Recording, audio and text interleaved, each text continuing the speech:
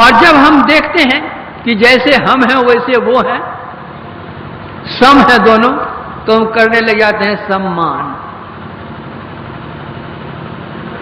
और जब हम देखते हैं कि हमसे ये बेसी हैं और हम इनसे कम हैं, तो उनके साथ तो हम पूज लगा देते हैं, अपने साथ यज लगा लेते हैं, अर्थात उनको हम पूजमान बना देते हैं और अपने को यजमान बन जाते हैं। यह है मान। तो गुरु नानक देव जी महाराज, मन का मान त्यागो, छोड़ो। जो संत होते हैं, मान करो तो ठीक है, अपमान करो तो ठीक है, उनके लिए लाभ हानि कर।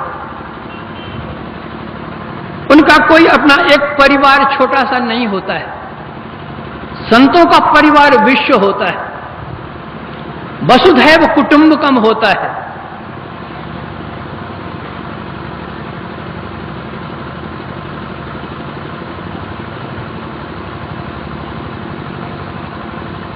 गोस्वामी तुलसीदास जी महाराज शांत निरपेक्ष निर्मम निरामय अगुण शब्द ब्रह्मैक पर ब्रह्म ज्ञानी, ये संत होते हैं। निर्मम, ममता नहीं। ममता किससे? तुलसी ममता राम सो। वे अपने परिवार की ममता में नहीं रहते।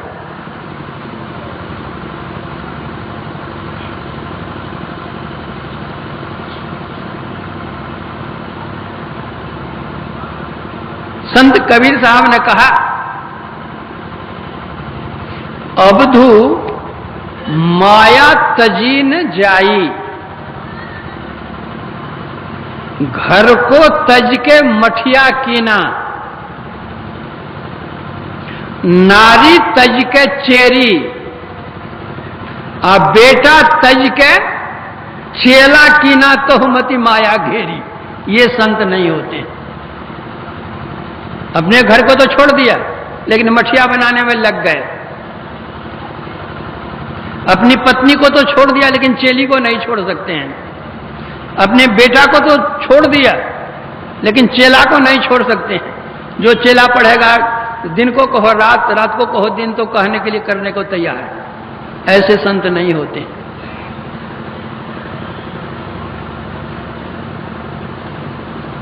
निर्मम, कोई ममता नहीं। एक साधु बाबा थे,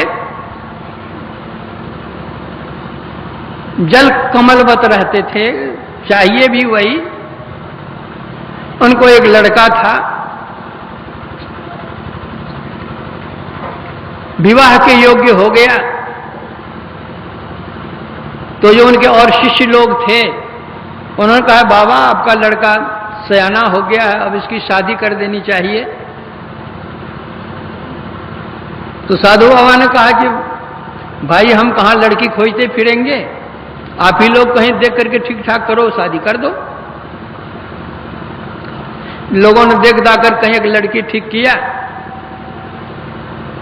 आकर कहा कि अमुक लड़की है ऐसी ऐसी। कहा ठीक है, शादी कर दो।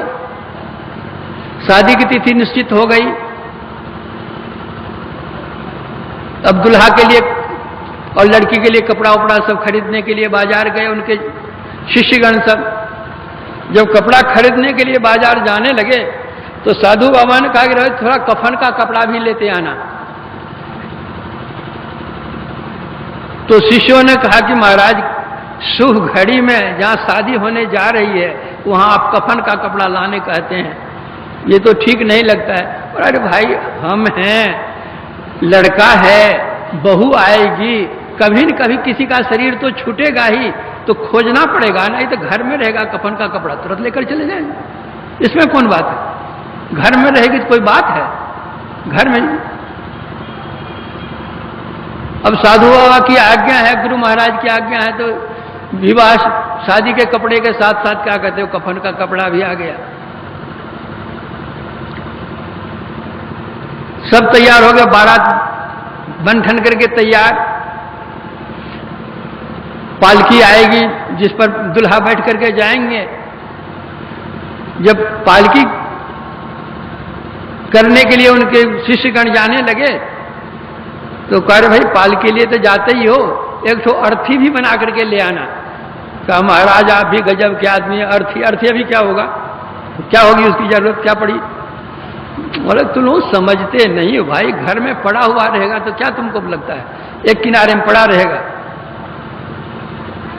तब गुरु महाराज की आज्ञा है क्या, तो पालकी भी उधर से आई और अर्थी भी का रख दो किनारे, एक किनारे अर्थी पड़ी हुई। लड़का चला गया शादी करने के लिए, शादी करके आया, लड़की साथ में आई।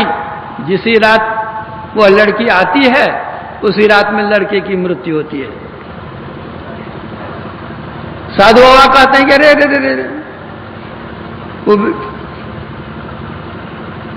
यही अर्थी बनी हुई है ना जी, कफन का कपड़ा था, ये कुछ खोजना पड़ेगा तुम लोगों को, ले चल जाकर काम कर दो। बोला बाबा आप भी गजब के आदमी, आप जानते थे कि लड़का मरेगा, इसीलिए ना आप कपड़ा मंगाए थे, इसीलिए ना आप अर्थी बनवा करके मंगाए थे। तो जब आप जानते थे कि लड़का मरेगा तो बेचारी लड़की का जीवन आपने क्यों बर्बाद किया। तो आपको शादी ही नहीं करनी चाहिए थी लड़की की। साधु बाबा ने कहा कि अरे जब तुम यह बात जानते हो कि मैं यह जानता था कि लड़का मरेगा, तो मैं यह भी तो जानता हूं कि लड़की का भविष्य क्या है। अरे पूर्व जन्म की यह भक्तिन है, इसके साथ में रहती तो भक्ति में घाटा होता, इसका जीवन इतने ही दिनों का था, उसको वो चला गया, अब भक्ति करेगी ध्यान करेगी, होते तो भगवान को प्राप्त कर लेगी। इसलिए हम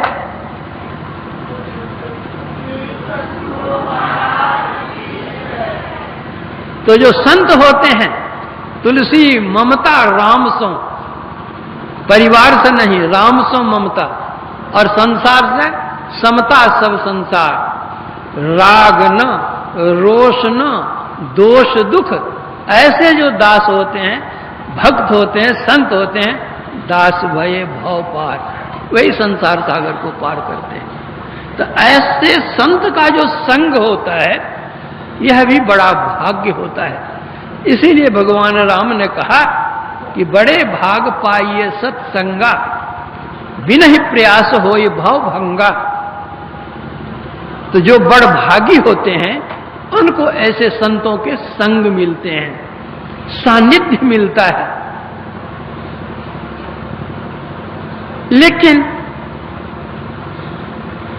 ऐसे संतों का संग भी दुर्लभ है।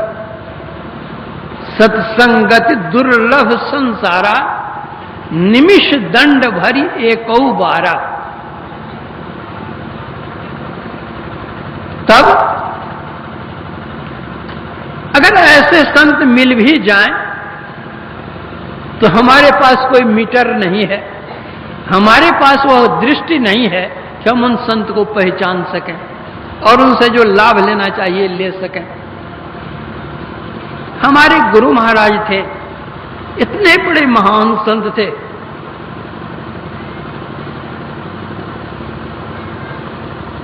कितने को उनका सानिध्य प्राप्त हुआ और कितने ने क्या उनसे लिया। हम लोग क्या ले सके उनसे, देने के लिए तो सब कुछ खोल दिए। सदगुरु सब कुछ दीन, देत कछु ना रहो, हमई अभागिन नारी, सुख तज दुख ले हो। गई पिया के महल, पिया संग ना रची, हृदय कपट रहो छाए मान लज्जा भरी। गुरु महाराज का सानिध्य लाभ करके भी हम कहां लाभ ले सके।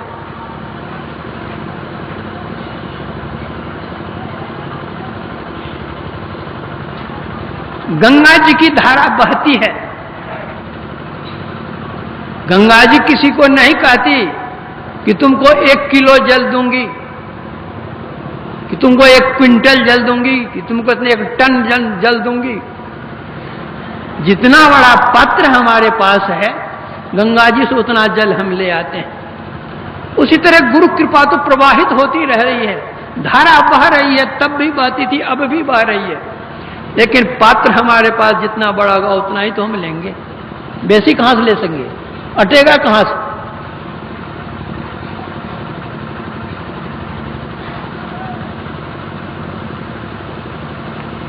एक दिन मैंने पूछा गुरु महाराज तो जो कबीर साहब की जो यह वाणी है कि सदगुरु सब कुछ दीन देत कछु ना रहो, तो वो तो सदगुरु तो केवल